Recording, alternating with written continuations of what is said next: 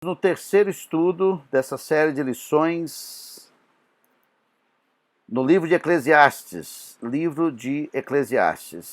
E hoje nós vamos estudar o capítulo 2, que eu estou chamando aqui de os ciclos da vida, que é o que vamos ver nesse capítulo. Ao invés de ler todo o capítulo e a gente, assim, ler por ler, a gente vai estudar juntos o capítulo e eu vou fazendo as colocações no capítulo. Então, na primeira mensagem do capítulo 1, nós vimos que Salomão começa a sua busca pelo sentido da vida. Na verdade, não a busca, a colocação das buscas que ele fez, e ele começa observando a futilidade da natureza e da vida no capítulo 4 a 11. Depois ele vai para a busca do entendimento da vida através da sabedoria humana. Vimos isso nos versículos 12 a 18 do capítulo 1. E ele chega à conclusão que a sabedoria, a busca do entendimento, da compreensão, da ciência, não levou ele a lugar nenhum, porque ele diz no versículo 17 que tudo é correr atrás do vento, e a busca da sabedoria, no versículo 18, é como buscar mais sofrimento e tristeza. Então, Salomão está na busca. Então ele vai buscar agora em outro lugar. E o capítulo 2 vai mostrar a busca, a procura dele por consciência de vida, por razão de vida, por finalidade de vida. E Salomão agora vai contar sua experiência. E ele vai contar essa experiência dele através dos ciclos na vida de uma pessoa.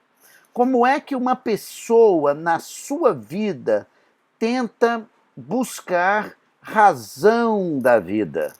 E ele dá o exemplo dele, e nós vamos dividir o conteúdo aqui em 3 ciclos básicos. O primeiro ciclo básico ele busca a razão da vida testando a vida, fazendo um teste com a vida. O primeiro teste está no versículo 1 e 2, que é o divertimento, o entretenimento, a diversão. Ele diz no versículo 1 o seguinte: disse comigo, vamos, eu te provarei com a alegria. Goza, pois, a felicidade, mas também, isso era vaidade. Do riso, disse, é loucura. E da alegria, de que serve? O que Salomão está buscando, testando a vida? Ele está buscando divertir-se. Ele pergunta, será que tem algum valor na alegria, na felicidade? Ele diz, não, isso é correr atrás do vento, é uma ilusão. Por quê? Porque a felicidade ou a diversão, ela realiza muito pouco ou quase nada. Exemplo, olha o exemplo que ele vai dar, versículo 3. Resolvi no meu coração dar-me ao vinho, regendo-me contudo pela sabedoria, e entregar-me à loucura, até ver o que melhor seria que fizesse os filhos dos homens debaixo do céu durante os poucos dias da sua vida. Então, como é que ele testa a vida? Divertindo, buscando alegria e mais do que isso, a diversão através da bebida. Ele diz aqui, resolvi no meu coração dar-me ao vinho. Ele não chegou a ser um alcoólatra e envolver-se com a embriaguez num todo, mas ele estava controlando o vinho que traz alegria pela sabedoria. Aí ele diz, não somente isso, mas eu também entreguei-me à loucura, ou seja, fazer certas coisas que saem do bom senso. Então, na busca da alegria, ele dá um passo a mais. Ele não só quer, vamos dizer assim, para as baladas da vida, ele não só quer ir para uma casa de show, ele não só quer ir para uma boate, ele não só quer ir para um Rock in Rio, ele não só quer ir para uma grande festa em família, ele não só quer ir para o teatro, ele não quer ir só para um filme de comédia, Não, não, não, não. Ele vai mais profundo atrás dessa alegria, da diversão. Ele vai para a bebida. Ele começa a beber. Ele começa a ter uma experiência com o álcool. E ele tentando controlar tudo isso. E a gente para um pouquinho e pergunta se não é assim que as pessoas, muitas pessoas, estão buscando a razão da vida através da diversão, do entretenimento. Não são poucos, não são poucos. Hoje, a lista, a gama de entretenimento é um negócio tremendo, grandioso. A bebida é uma sócia da felicidade. Ainda essa semana eu escutei uma pessoa dizendo que se este homem não bebe, não gosta de baile, não gosta de farra, não serve para mim. Por quê? Porque está em alta, né? Está em alta a diversão. E você lê um conteúdo de quase 3.000 anos atrás e pergunta o que mudou para o homem. Nada, nada. Os homens e as mulheres continuam buscando a vida na diversão. O que vai me fazer feliz? O que vai me fazer alegre? O que vai me fazer contente? É isso que interessa. Interessa e até algumas loucuras. Você tem que fazer algumas loucuras na vida, porque a vida você não sabe quando é que vai acabar. Então tem que fazer alguma besteira e com muita prudência, mas como diz o pessoal, os meninos foram lá para divertir. E qual é errado em divertir? O problema é que a busca da diversão como finalidade da vida, a busca da própria vida, Salomão diz, é vaidade. Esse aí, ele já passou, versículos 1 a 3. Então, pessoas testando a vida através da diversão. Não somente isso, olha como é o jornal de hoje. Ele também testou buscar a vida, não só divertindo, mas envolvendo-se em grandes empreendimentos. Olha aí, versículo 4. Ele diz assim, empreendi grandes obras, edifiquei para mim casas, plantei para mim vinhas, fiz jardins e pomares para mim, e nestes plantei árvores frutíferas de toda espécie. Fiz para mim açudes para regar com eles o bosque em que reverdeciam as árvores. Qual é a busca desse homem que de repente para a alegria, para da farra e vai trabalhar? Ele não é um trabalhador qualquer, ele diz o texto que ele é um empreendedor de grandes obras. E as obras incluem casas, ele é um homem voltado para a construção civil. Só isso? Não, não, não, não. Ele é ligado ao belo, à beleza, à fartura, às vinhas. Só isso? Não. À estética, aos jardins. Só isso? Não, não, não, não. Há um visual prazeroso, como diz aí, um pomar cheio de frutas, e várias frutas, diz o versículo 5. Mas para manter todos esses jardins e vinhas, ele é um grande empreendedor. O que ele fez? Ele faz açudes e joga água num sistema de irrigação tremendo dessas vinhas, desses jardins, desses pomares. É um homem de grandes obras. Se você quiser saber detalhes sobre as obras de Salomão, lá no 1 Reis capítulo 7, versículo 1 e 12, o versículo 1 lá do capítulo 7, 1 Reis, diz que Salomão construiu palácios, os seus palácios. Ele levou 13 anos para construir esses palácios. Ele edificou a casa do bosque do Líbano, no versículo 2. E ele vai construindo e construindo e construindo, e ele não para de construir. E constrói. Parece que mudou alguma coisa? Não, não mudou nada, não mudou nada. Há sempre um espaço para você construir mais, fazer mais, crescer, edificar, fazer negócios, e constrói aqui hoje uma casa e vende, constrói um predinho e vende, constrói um grande prédio e faz assessorias e faz incorporações e constrói a sua casa de campo, e naquela casa de campo coloca tudo, e ele vive a primeira alegria, que é a compra de uma casa de campo e depois a segunda alegria é quando ele vende, se conseguir vender. Então, assim é, e assim demonstra claramente essa visão deste homem que tenta buscar a vida pelo empreendimento. O outro ciclo que ele coloca aqui, nesse teste da vida, ele não só diverte, não só constrói, mas ele também compra. Ele é um cara de aquisições. Veja o versículo 7 e 8. Comprei servos e servas, e tive servos nascidos em casa. O homem tinha um sistema de escravatura tremendo, onde essas pessoas trabalhavam para ele e o serviam. Então ele comprou servos, ele foi até as outras nações e possuiu esses servos, esses escravos que moravam lá. Só isso? Não. Ele comprou, diz o texto, bois e ovelhas. Ele comprou, ele entra pelo caminho da pecuária, ovinocultura, vamos dizer assim. E ele então vai tendo mais e mais crescendo o seu plantel.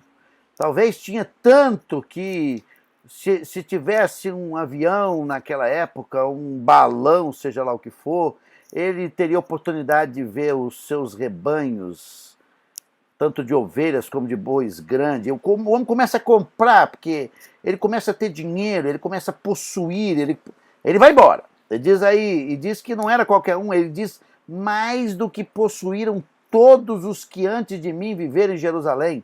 O homem tinha muito. Quando você vê lá em 1 Reis, o sacrifício que ele fez, que mandou fazer quando foi inaugurar o templo, era de milhares de ovelhas. Só isso? Não.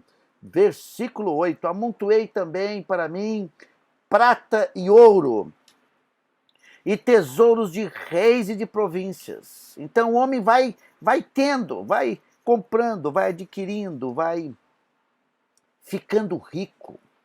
Prata e ouro. A Bíblia diz que na época de Salomão não se dava valor à prata. O homem era riquíssimo, tinha tudo. E porque ele foi conquistando territórios, esses tesouros dos reis foram passando para ele. O ápice da monarquia judaica foi na mão de Salomão. Só isso? Não, ele diz assim, provi-me de cantores e cantoras. O homem tinha as melhores vozes, masculinas e femininas, ele era o dono de tudo isso. Não era só dono de tudo que era de bom estava na mão dele. Vamos dizer que ele tinha casas e casas de show e contratos com os melhores cantores e cantoras e as melhores FMs da época, tudo estava na mão do cara, e as melhores emissoras de televisão, se fosse no nosso tempo. O homem estava por cima de tudo. Só isso? Não. Ele diz, e das delícias dos filhos dos homens. Quem? Mulheres. Mulheres e mulheres. Então o homem tinha servos, ele tinha rebanhos, ele tinha tesouros, ele tinha todos os cantores e cantoras e tinha mulheres de sobra.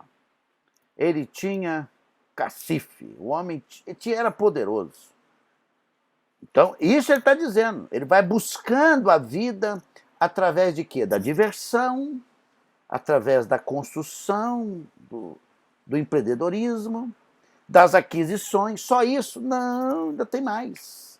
Na busca do poder. Versículo 9, ele diz, engrandeci-me e sobrepujei-me a todos que viveram antes de mim em Jerusalém.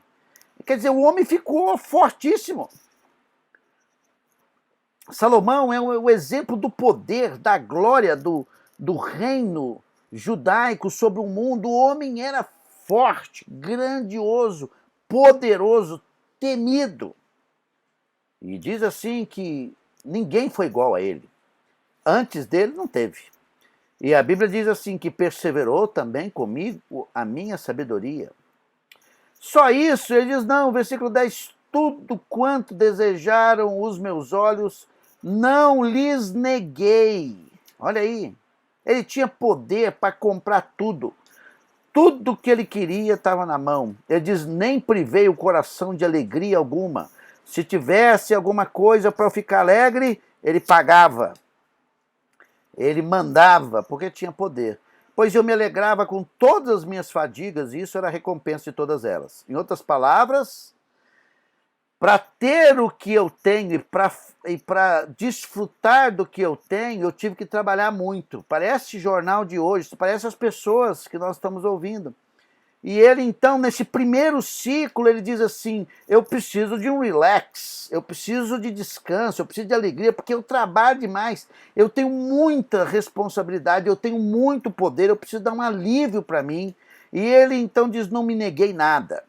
E ele conclui, esse primeiro ciclo, ele conclui assim no versículo 11. Primeiro ciclo, ele conclui assim, considerei todas as obras que fizeram as minhas mãos, os empreendimentos, os trabalhos, a compra, o poder, a busca de alegria. Ele diz, como também o trabalho que eu com fadigas havia feito. Tudo eu considerei.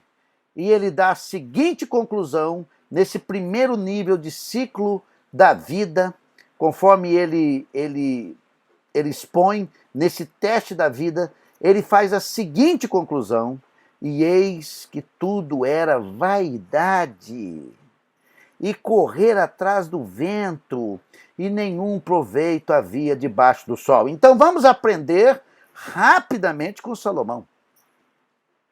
Alguém que busca a vida no prazer, no empreendimento, na aquisição, no poder, na busca de comprar tudo, estar em tudo, ver tudo, vai chegar à mesma conclusão de Salomão, que tudo é fadiga, é cansaço, tudo é correr atrás do vento, é risonho, é um negócio, correr atrás do vento, é uma comédia, e não tem nenhum proveito, é tudo vão, tudo sem significado. Então, há pessoas que estão buscando a vida através do teste da vida, só para chegar mais tarde e chegar à conclusão que Salomão chegou. Qual foi a conclusão? Que tudo é vão. Você não precisa chegar a essa conclusão. Você não precisa correr por esse ciclo, porque Salomão já correu, já viu para nós. Nós não vamos entrar por ele. O segundo ciclo da vida vai começar no versículo 12, que é o cansaço da vida. Então, há pessoas que se cansam da vida, Aí ele vai mostrar que tipo de cansaço é esse. Primeiro, cansam-se de estudar, de saber, de conhecer. Versículo 12 até o versículo 17, ele diz assim, então passei a considerar a sabedoria e a loucura e a estutícia. Então ele considera agora, ele vai fazer uma análise filosófica da vida. O que é certo, o que é errado, o que é besteira. Exemplo, que fará o homem que seguir o rei? Ele diz, o mesmo que os outros já fizeram. Então vi que a sabedoria, olha aí, é mais proveitosa do que a estutícia, quanto a luz traz mais proveito do que as trevas. Então, se nós temos um rei que é o mais bem dotado de todos, e alguém vai seguir ao rei, a certeza é que vai fazer o quê? Vai aprender coisas boas e besteiras do rei. Aí ele disse, não, um minutinho, nós precisamos de sabedoria. Não é errado você ter sabedoria, porque a sabedoria é melhor do que as besteiras da vida. Buscar sabedoria é uma coisa boa. E ele diz, num exemplo, que é melhor do que as trevas é a luz. Então a sabedoria é tida como a luz. Aí diz assim, os olhos do sábio estão na sua cabeça, mas o estudo anda em trevas. Contudo entendi que o mesmo sucede a ambos. O que sucede a ambos? Ambos vão morrer. Ambos vão morrer. Pelo que disse eu comigo, como acontece ao estulto, assim me sucede a mim. Por quê? Porque ele é sábio. Aí diz assim, por que, pois, busquei eu mais a sabedoria? Então disse a mim mesmo que isso era vaidade. Que vaidade é? Buscar a sabedoria, as coisas certas, entender a vida, conhecer, compreender. E ele diz assim, eu sou sábio, muito sábio, mas Ser sábio por ser sábio é uma vaidade, uma besteira. Não há significado. É um negócio cansativo. Versículo 16. Pois tanto do sábio como do estulto, a memória não durará para sempre. Óbvio! Ninguém vai lembrar de muita coisa, a menos que alguém traga isso do passado. Ele diz, pois passado algum dia tudo cai no esquecimento. Ele diz, morre o sábio, e da mesma sorte o estulto. Então por que eu estou me dedicando tanto a buscar a razão da vida, estudando muito, compreendendo muito, trabalhando muito, tentando colocar tudo do ponto de vista humano? Se tudo na vida cai na morte. Aí versículo 17, quando ele pensa nisso, ele diz assim, pelo que aborreci a vida, pois me foi penosa a obra que se faz debaixo do sol. Sim, tudo é vaidade, correr atrás do vento. O que aborreceu ele? O que aborreceu ele é ficar atrás da busca de conhecer todas as coisas, dar resposta para tudo, chegando à conclusão que não tem resposta para todas as coisas da vida. Isso gera uma frustração, e ele diz assim, por que então eu não fui estulto? Não, mas uma coisa é boa, entre buscar o conhecimento e não conhecimento, é melhor buscar o conhecimento, porque o conhecimento é luz, ajuda um pouco. Mas viver em torno do conhecimento é um negócio frustrante. Ele diz, é uma vaidade, é correr atrás do vento. Segunda coisa que ele diz, correr atrás do vento. Então, há pessoas que estão cansando da vida porque estão estudando, compreendendo cada vez mais, para quê? Para nada. Para nada. Esses dias atrás eu estava assistindo uma reportagem de pessoas que vão à busca da compreensão das múmias lá no Andes. E vão atrás das múmias, e vão atrás dessas múmias para entender. Tudo jóia, tudo bem. Alguém até paga para eles fazerem isso. Mas o que a múmia vai fazer para a minha vida aqui agora? Tenha paciência. Mas as pessoas fazem isso só para dizer que trabalha com múmias. E vive de múmias, e numa hora cansa de múmia, vai estudar outra coisa. Só isso? Não só esse tipo de cansaço. Mas o cansaço do trabalho, versículo 18. Ele diz assim, eu também aborreci de todo o meu trabalho. Eu fiquei aborrecido. Me cansei. Ele diz, com que afadiguei debaixo do sol. Visto que o seu ganho eu havia de deixar quem viesse depois de mim. Ele construiu palácios, ele fez muita obra, numa correria louca, não tinha tempo para dormir, não tinha tempo para comer. De repente ele para e diz assim, eu estou cansado, trabalhei muito, desfrutei pouco, e você não acredita? Vou morrer e deixar isso para um cara aí, meu filho, que provavelmente pode pôr tudo a perder. Como no caso dele, pôs mesmo. Roboão pôs, mal assumiu o trono, já perdeu 10 tribos. Ele diz, eu trabalhei para quê? Para que eu trabalhei? Demais. Cansei. Versículo 19. E quem pode dizer se será sábio ou estulto? Quem? O próximo que vier. Contudo, ele terá domínio sobre todo o ganho das minhas fadigas e sabedoria debaixo do sol. Isso é vaidade. Eu trabalho. Aí eu trabalho tanto, deixo isso para um filho, ou para uma filha, ou para os filhos. Os caras não dão valor nada, queima tudo num ano que eu trabalhei durante muitos anos. Às vezes nem vai cuidar de mim. Agora, quem sabe? Se o cara for sábio, tudo bem, ele pode manter alguma coisa. Mas se ele for um tonto, ele pegou tudo que eu fiz e queima tudo de um dia para a noite. E isso é o quê? Isso é vaidade, isso é besteira, isso não tem significado. Versículo 20. Então me empenhei, porque o coração se desesperasse todo o trabalho com que afadigar debaixo do sol. Porque, versículo 21, há homem cujo trabalho é feito com sabedoria, ciência e destreza. Aí ele diz, é bonito o trabalho, muito bem feito, é um negócio com muito esforço, muito bem feito. Mas ele diz assim, contudo, deixará o seu ganho como porção a quem por ele não se esforçou. Isso também é vaidade e grande mal. Em outras palavras, a pessoa fica grande, poderoso e vai deixar na mão de um filho. Se o cara não for sábio, ele acaba com tudo. E ele disse assim, não é bom, não é sábio, não é sábio você deixar o seu ganho para quem não esforçou. Não, o sábio é ajudar o seu filho a correr atrás da vida dele, não é? E não dar tudo nas mãos dele não, porque não é sábio, não é? Mas quem tem grandes coisas vai deixar, sem dúvida nenhuma, na mão dos filhos. Eu vejo gente que trabalha demais, não consegue sair com a família, não consegue viajar com a família, não consegue desfrutar da vida, não consegue comer bem, não consegue nada disso. E pior, vai enchendo, entulhando a vida de bens materiais, que depois, quando vai fazer imposto de renda, o negócio é complicado, porque gasta muitas horas para fazer. Pior do que isso, às vezes no imóvel o cara destrói tudo, quem usa o imóvel, o inquilino. Há uma variação de tudo isso, o negócio é complicado, não é fácil, não é complicado. E ao invés de ser uma coisa de alegria, passa a ser um desespero. Versículo 22.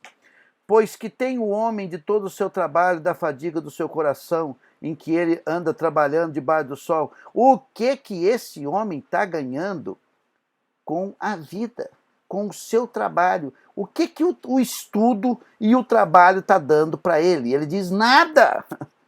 Jornal de hoje, porque no mundo que nós estamos é assim que os caras estão fazendo, trabalhando demais, conhecendo demais, os anos passando, não se desfruta a vida, não coloca Deus com prioridade, ele nem ainda, capítulo 1 e 2, nem tocou em Deus, vai tocar um pouquinho para frente.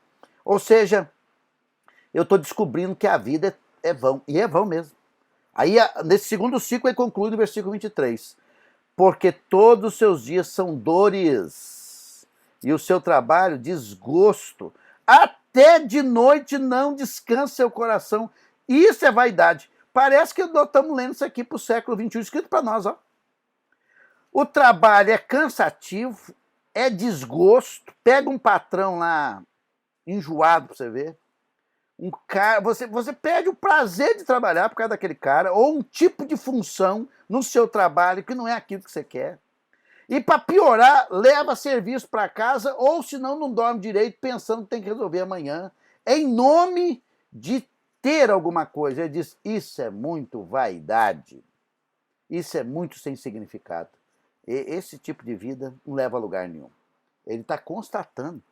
Terceiro, então nesse ciclo da vida, vamos repetir aqui, há pessoas que testam a vida divertindo, não é? Fazendo grandes empreendimentos, comprando tudo que pode, buscando poder e fazendo um exibicionismo do seu poder, né? Cantores, mulheres. E há pessoas também que se cansam da vida porque cansam de estudar e cansam de trabalhar. Isso aqui é o próprio Salomão. Tudo é vão, ele diz. Agora, há pessoas que aceitam a vida. Há pessoas que aceitam a vida. Por que aceitam a vida? A resposta é clara. É porque descobrem que a vida está em Deus. Olha, versículo 24. Nada há melhor para o homem do que comer e beber e fazer que sua alma goze o bem do seu trabalho. No entanto, vi também que isto vem da mão de Deus. É a primeira vez que ele vai falar em Deus nesses capítulo 1, capítulo 2. E ele está dizendo assim, não é errado trabalhar, não é errado estudar, errado é você tirar Deus da vida. Você não aceitar a vida com as coisas básicas dela, porque no final nós estamos vivendo a vida e trabalhando para dar conforto ao corpo, um lugar para habitar, para dormir, tendo coisa para comer e beber, e o recurso nos ajude a fazer umas cócegas da vida, não é? Viajar, tem coisa melhor do que viajar, tem coisa melhor do que comer, tem coisa melhor do que beber, não tem. Desfrutar a vida, comprar o que quer, não está errado, mas a verdade é que quando você olha para a vida tentando fabricar isso, não dá certo, porque Isso, comer, beber, alegrar, só tem uma fonte: em Deus. Quando o meu trabalho vem no reconhecimento de que o Senhor está usando o meu trabalho, e eu faço o melhor do meu trabalho para a glória de Deus, e eu pego o final, o salário, e eu tenho um padrão de vida a partir daquele trabalho, e eu como, bebo, satisfaço da vida, e eu digo assim, tudo isso vem de Deus, aí a vida começa a ser vida. Porque eu estou aceitando a vida. Eu estou aceitando que isso vem de Deus. Versículo 25, olha aí. Pois separado deste, de quem? De Deus. Quem pode comer ou quem pode alegrar-se? É uma pergunta que tem como resposta o não. Apartado de Deus não tem alegria. Apartado de Deus não tem comida, não tem bebida, não tem nada que satisfaça. Apartado de Deus, o cara vira um mega elefante, porque come, não come porque ele está alegre em comer como vindo de Deus, ele come porque o prazer e a alegria dele é na comida, não no Deus que dá a comida. E tem gente que também não come porque tem um trauma, não consegue viver a vida porque tem um corpo perfeito para ser, que é uma pressão da sociedade, e aí vive a busca de uma alegria, de um esporte radical, de um corpo perfeito, de uma plástica não sei de onde, e a Bíblia diz, separado de Deus não existe vida, não existe alegria, não existe o gozar do trabalho. Versículo 26, olha aí, terminando. Ele diz assim, porque Deus dá o quê? Sabedoria, conhecimento e prazer ao homem que lhe agrada. Olha que coisa maravilhosa. A pessoa que confia no Senhor recebe a sabedoria divina, o conhecimento da vida e o prazer, a alegria de viver a vida. Mas diz Deus que ele dá a essa pessoa que agrada. Mas o pecador, quem é o pecador? É o cara que vive em busca da alegria, sem considerar a alegria se ela é pecaminosa ou não, que coloca o trabalho, que coloca o empreendimento, a aquisição, o estudo, como o Deus da vida, como o centro da vida. Diz, esse é pecador. A primeira vez que aparece a palavra pecador. Pecador é aquele que não anda no caminho de Deus. Ele diz, mas o pecador dá trabalho. Deixa o cara trabalhar lá. Deus dá a ele trabalho, para ele trabalhar muito, para ele ficar estressado, para ele ter um problema lá com que tem que resolver, para ele não dormir. Deixa ele dizer, para o pecador Deus dá trabalho. Para quê? Para que ele ajunte, vá ajuntando. E amontoe. Qual a finalidade dele dar trabalho e ajuntar? E diz, a fim de dar aquele que agrada a Deus. Então, se você agrada a Deus, tem alguém trabalhando muito para você. Olha que coisa maravilhosa. Porque através de um negócio que você está fazendo, e está buscando a Deus, você pode fazer uma grande coisa, porque essa pessoa, você vai encontrar com essa pessoa que trabalha demais e quer você, e uma parte daquele recurso que ele trabalha demais venha para você, porque Deus se agradou de você em te abençoar, o outro trabalha para você ter. Olha que coisa maravilhosa. Ele diz também, isso é vaidade correr atrás do vento. O quê? Trabalhar muito, ficar sem Deus na vida. Então é isso aí.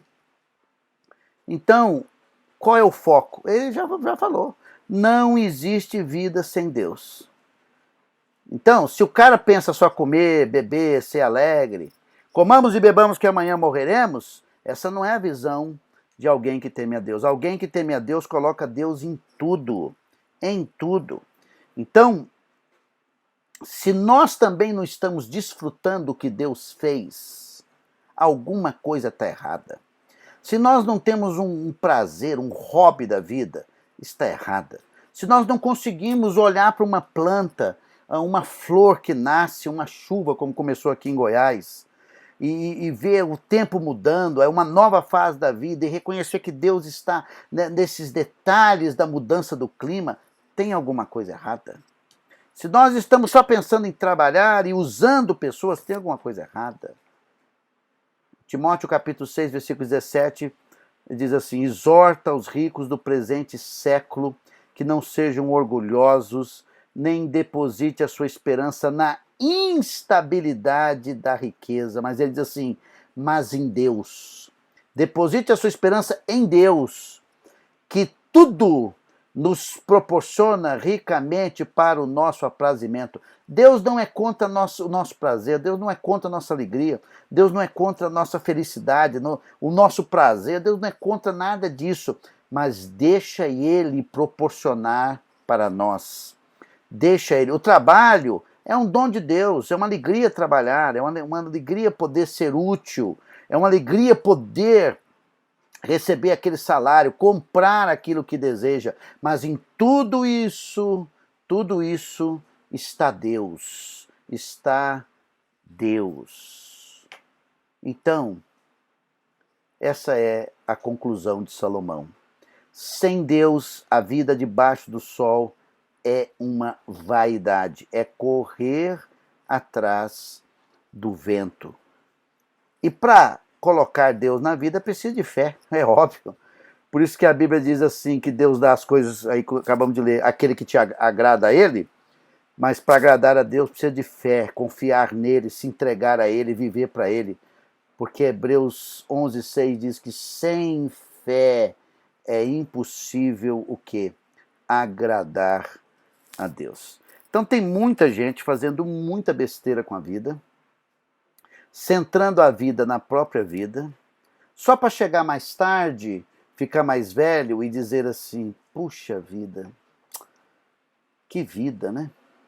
Que vida que eu vivi. Então eu aconselho você a centrar sua vida em Deus e se alegrar em Deus e deixar com que Deus seja a sua prioridade maior. E não vá da busca na vida pelas coisas da vida.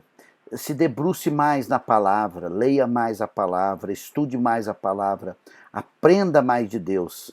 E a vida vai ter os resultados que você quer. Deus abençoe ricamente. Nos encontramos no nosso próximo estudo.